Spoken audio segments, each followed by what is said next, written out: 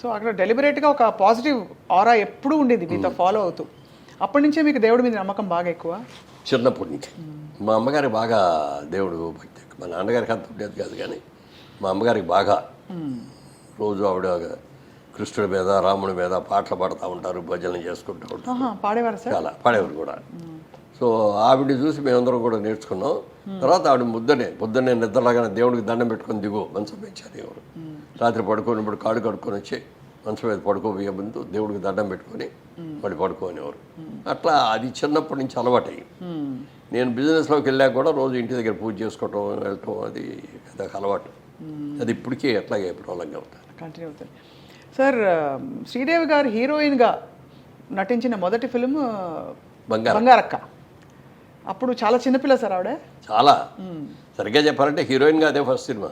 అవును, చంద్రమోహన్ అని అంటారు కానీ అందరూ 16 ఏళ్ళ వయసు అని ఇదే ఫస్ట్ సినిమా. అవును. అందులో అమ్మాయి పేరేంటి వయసు ఏంటంటే అప్పుడే పెద్ద మనిషి అయిన అమ్మాయి, చిన్నప్పటి నుంచి మగపిల్లలతో ఆడుకునే టైప్ క్యారెక్టర్ అనమాట. ఆ అమ్మాయికి సంగీత మాస్టర్గా నన్ను పెడతారు. ఇక ఆ సంగీత మాస్టర్కి వెళ్తాం, ఇది చేస్తే ఆ అమ్మాయికి మనసు ఎక్కడో ఉండేది పడవ. అసలు ఆ అమ్మాయి పెళ్లి చేసుకున్న తర్వాత ఇక అమ్మాయి మళ్ళీ మామూలు ట్రాక్లో రావడానికి ఎంత కష్టపడ్డాడు ఇది అదైనా దాని సబ్జెక్ట్ అది చేసాం. ఫస్ట్ చేసింది దాంతో. అప్పుడు వాళ్ళ అంటే ఇది అడగకూడదో అడగచ్చో తెలియదు సార్, వాళ్ళ అమ్మగారు మిమ్మల్ని అల్లుడు చేసుకుందాం అనుకున్నారా అంటారు, నిజమా సార్? ఆ సినిమా అప్పుడు కానీ తర్వాత సినిమాలు అయిన తర్వాత ఈ అబ్బాయి బాగున్నాడు, బుద్ధిమంతులాగా ఉన్నాడు, బాగా సినిమాలు కూడా ఉన్నాయి, మన అమ్మాయిని ఇస్తే బాగుంటుందనే ఆలోచన ఆవిడకి వచ్చింది. శ్రీదేవికి రాలా, ఆవిడకి వచ్చింది. ఆవిడకి వచ్చి వాళ్ళ ఫ్రెండ్ ఎవరి దగ్గర ఉంది, అమ్మాయికి ఆయన్ని ఇస్తే బాగుంటుందేమో అని చెప్పి అందంట. అంటే ఆయన పెళ్ళి అయిపోయిందండి, 2 పిల్లలు కూడా రండి అన్నారా? అంటే లేదు అట్లా అప్పుడే పెళ్ళి అయ్యి ఉంటుంది కుర్రాళ్ళలాగా ఉంటే. అంటే అయితే నేను తీసుకెళ్తానండి, వాళ్ళు నాకు ఫ్రెండ్సే, ఊరికే తీసుకెళ్తా, మీరు ఏం మాట్లాడదు అక్కడ వచ్చి చూసేసి వచ్చేయండి అని. ఇద్దరిని ఆవిడ తీసుకొని వచ్చిన తర్వాత ఇంటికి వచ్చాక చూసేది నన్ను, మా ఆవిడ్ని, మా పిల్లల్ని అందరిని చూసి మళ్ళీ డ్రాప్ అయిపోయింది. మేడంకి ఇవన్నీ తెలుసా సార్? తెలుసు. ఏమనేవారు అంటే నవ్వురుకుంటుంది అంతేనా? ఎప్పుడు ఒక చిన్న ఇది కూడా రాలేదు అసలు ఈర్ష్య కానీ. ఇప్పుడు జయచిత్ర పెట్టినప్పుడు జయచిత్రతో యాక్ట్ చేసినప్పుడు జయచిత్రతో పెళ్ళి అని చెప్పి అవును చాలా ఇట్లా వచ్చేసింది. తమిళ పత్రిక దినతంతి అని ఉండేది ఒక న్యూస్ పేపర్. జయచిత్ర గారే నాతో చెప్పారు మన ఇంటర్వ్యూ. మొన్న ఇంటర్వ్యూ చెప్పారా? మొన్ననే చెప్పారు. అదే దాంట్లో ఫస్ట్ పేజీలో మెయిన్ పేజీలో సెకండ్ మెయిన్ హెడ్డింగ్గా వచ్చేసింది మా ఇద్దరిదే పెళ్ళి. నాకు తెలియదు అసలు ఇదేంటి ఇది. షూటింగ్కి వెళ్ళేప్పటికీ తమిళాళ్ళు అందరూ లైట్ బాయ్స్ అందరూ తమిళాళ్ళేగా ఇవరదా మురళీమోహన్ అని నన్ను చూపిస్తారు.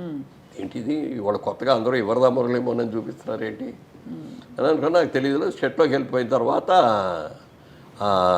ఎవరో వచ్చి అడిగారు, ఏంటి జయచిత్ర పెళ్లి చేసుకుంటున్నావు నిజమేనా అని. ఏంటి ఏం జయచిత్ర పెళ్లి చేసుకోవడం ఏంటి, నాకు పెళ్ళి అయిపోయింది కదా ఇంకా పెళ్ళి ఏంటన్న. కాదు ఇవాళ పేపర్లో వచ్చింది చూడ, నా తమిళ పేపర్ చూపించారు, అక్కడ నా ఫోటో జయచిత్ర ఫోటో 2 ఫోటోలు వేసి రాశాడు. ఈ లోపల అట్లూరు పూర్ణచంద్ర గారు ఫోన్ చేశారు, బాబు ఎక్కడున్నావు అన్నారు. వాహిని స్టూడియోలో ఉన్నానండి షూటింగ్లో అన్న. ఎంతసేపు సాయంత్రం దాకా ఇక్కడే రండి అన్న.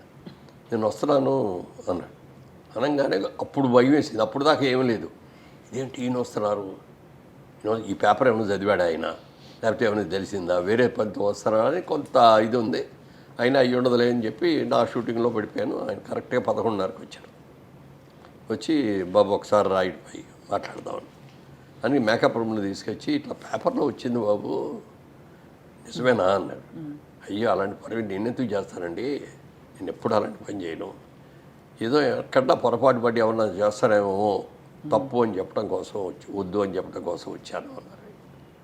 చాలా సంతోషం అండి మీరు నా మీద ప్రేమతో వచ్చినందుకు. మీరందరూ ఎప్పుడైనా నా గురించి తలెత్తుకునేటట్టు ఉండాలి తప్ప తలదించుకునేటట్టుగా నేను ఉండనండి ఎప్పుడు. అలాంటి పని చేయనండి. అందుకే బాబు చాలా సంతోషం అని చెప్పి వెళ్ళిపోయారు. అంటే ఒక ఫాదర్లీ ఎఫెక్షన్ ఆయనకి నేనంటే. అవును సార్, మిమ్మల్ని ఇంట్రొడ్యూస్ చేసింది వారే, ఆయనే కదా. ఆయన పెట్టిన భిక్ష, పేరు పెట్టిన పేరే పేరు ఆయన పెట్టారు, ఆయన పెట్టిన భిక్ష స్థానమే. అందుకే నా జీవితంలో 3 మర్చిపోలేను. ఒకటి మొట్టమొదట మాణిక్యాలరావు గారని మాకు బిజినెస్లో నాకు వర్కింగ్ పార్ట్నర్గా ఇచ్చిన మాణిక్యాలరావు గారిని, సినిమాలో ఇంట్రొడ్యూస్ చేసిన అట్టూరు పూర్ణచంద్రరావు గారిని, నన్ను బాగా పైకి తీసుకొచ్చిన దాసనారాయణ గారు. ఈ 3 మాత్రం జీవితంలో నేను మర్చిపోలేను. వాళ్ళు ఈ స్టేజ్లో ఉన్నానంటే వాళ్ళు పెట్టిన భిక్ష. అవును సార్, అది మీ మంచితనం సార్. మీరు గురువుల్ని గుర్తుపెట్టుకోవడం అన్నది చాలా గొప్ప లక్షణం కదా సార్.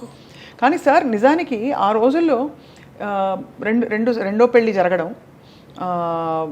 చాలా సర్వసాధారణంగా మనకి. ఇప్పుడు ఉదాహరణకి కృష్ణ గారు విజయ నిర్మల్ గారు పెళ్లి చేసుకున్నారు, ధర్మేంద్ర గారు పెళ్లి చేసుకున్నారు. అంటే భార్య ఉండగానే ఆ ప్రేమ ఒకటి కలిగి అది అవన్నీ కామన్స్ కదా. మీకు మైండ్లో ఎలా ఉండేది అసలు? ఆలోచన ఎప్పుడు రాలేదా? అసలు అలాంటి నేను సినిమా ఫ్యామిలీ షిఫ్ట్ చేద్దాం అనుకున్నప్పుడు నేను మొట్టమొదటి మీరు అడిగారు ఇందాక, ఏదో అన్ని రకాల ఈ ప్రలోభాలకి స్థానమైన ఈ రంగంలోకి వచ్చారు కదా, ఎలా ఉన్నారు అని అడిగారు.